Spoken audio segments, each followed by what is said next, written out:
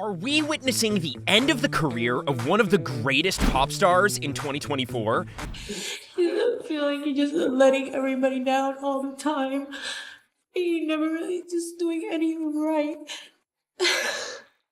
Remember when Jennifer Lopez was the biggest name in music? Sure you do, because that wasn't a long time ago.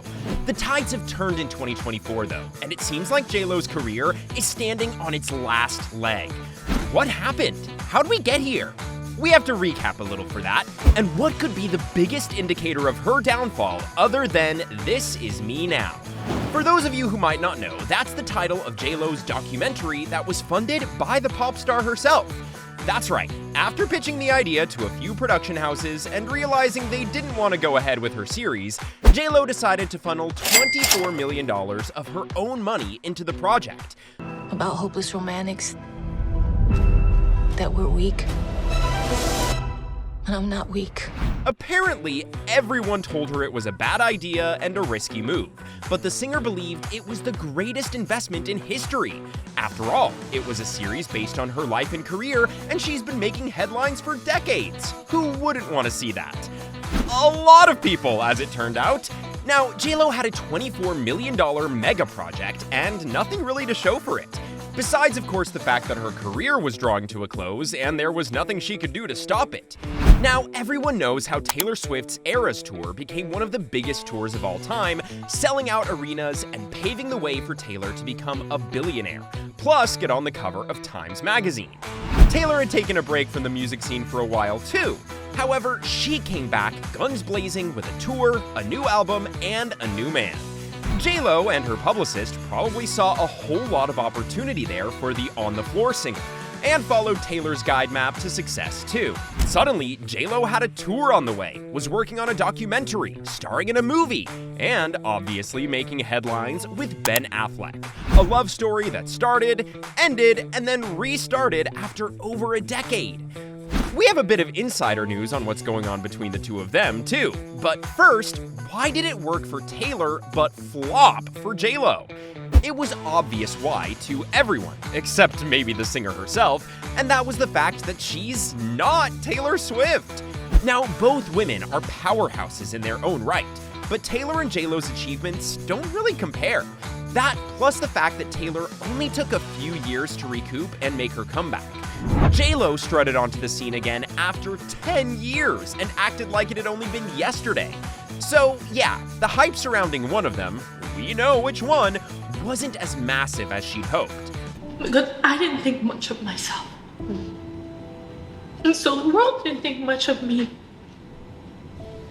That lined up. The singer took a $20 million dip from her $400 million fortune, which admittedly isn't a whole lot, to fund her revival. According to a few sources, she was really banking on the fact that audiences would be captivated by her love story with Ben Affleck.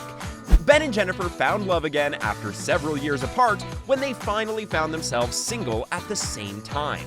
It was a Hollywood fairy tale if there's ever been one. And yes, the press loved covering details of their love life. But J-Lo thought the hype from her rekindled relationship would last for several years, apparently. She decided to go forward with projects no one really asked for. In fact, one of the many people who tried to tell her it was a bad idea was, drumroll please, Ben. As a director and producer himself, Ben actually agreed with production houses when they turned away J-Lo and her mega project. This Is Me Now focused heavily on Lopez's career and personal life, but she'd been out of the game for almost 10 years by then. Maybe start small was what Ben told his wife. J-Lo, however, was determined to get the project up and running. You could argue that she thought she'd proved them wrong by funding it herself and then making bank on the idea. Yeah, that didn't happen. But I think right now it just sucks. No, it doesn't suck. That's wrong. It does. That's wrong. That's just inexperience, that you haven't done this process before. It started with This Is Me Now, a studio album by Jennifer Lopez, which made history as the singer's worst performing album of all time. Critics disliked the project, and several of them were harsh, wondering why the pop singer ever thought this was the right move. Then came her starring role in Atlas, a movie that was also poorly received by audiences. Still, the artist and her publicity team thought that they still had their secret weapon, a concert tour. Initially, the tour was called the This Is Me Now Tour, but when her team realized that people just weren't interested in listening to songs from an album that had barely made it into the top 40, they rebranded it as This Is Me Now Greatest Hits. Did that make a difference? A slight one, sure, and it almost seemed like J.Lo was onto something, but it turned out that she wasn't. After only a handful of performances, J.Lo announced via Instagram that she would be canceling the rest of her shows. She said that she had to focus on personal matters and would appreciate some privacy. But people seem to think that she was hiding the biggest reason why she had to cancel her tour. It was obvious.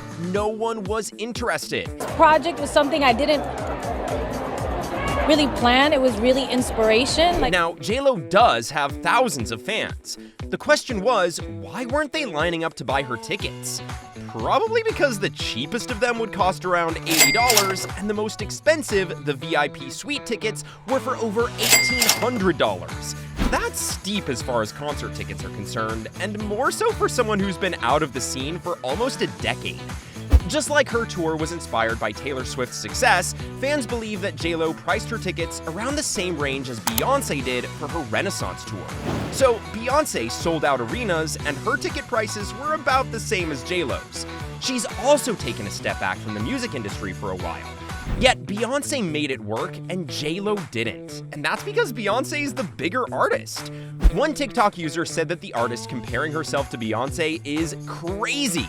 That's like comparing 32 Grammy wins to, well, 0. Have you noticed a pattern by now?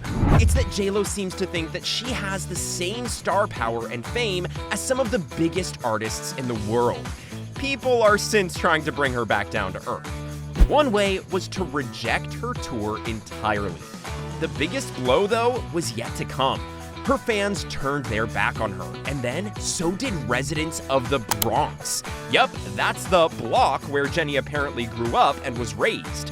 Only that's not the whole truth.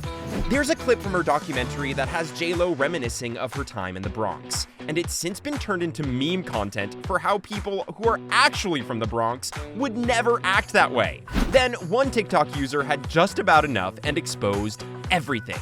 This user claimed that she went to the same all-girls Catholic school as J.Lo, which was located in an affluent part of town. So even her claims of being from the Bronx were lies she and her publicist told everyone in a desperate attempt to make the singer seem like a relatable artist. That's when the bubble popped, and everyone started to see the singer in a new light. She's too full of herself. Jenny from the block allegedly has refused to step foot in the blocks because that doesn't resonate with her lifestyle. People are finally realizing that her popularity has been based on a lie, a desperate attempt to make her seem relatable.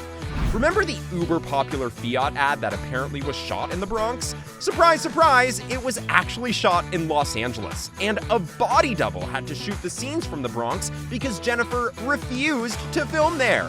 And just when she thought it couldn't get any worse, it did. Apparently, Ben is tired of his new wife's diva attitude too, and the couple are headed toward a divorce. That's right, despite banking on her fame being linked to her marriage, it turns out that Ben wants to part ways as quickly as possible.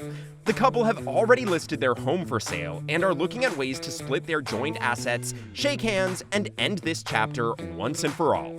Sources close to Ben have revealed that after his divorce from Jennifer Garner, amid all the allegations of him cheating on her, Ben was in a slump, and that's why he rekindled his romance with Lopez.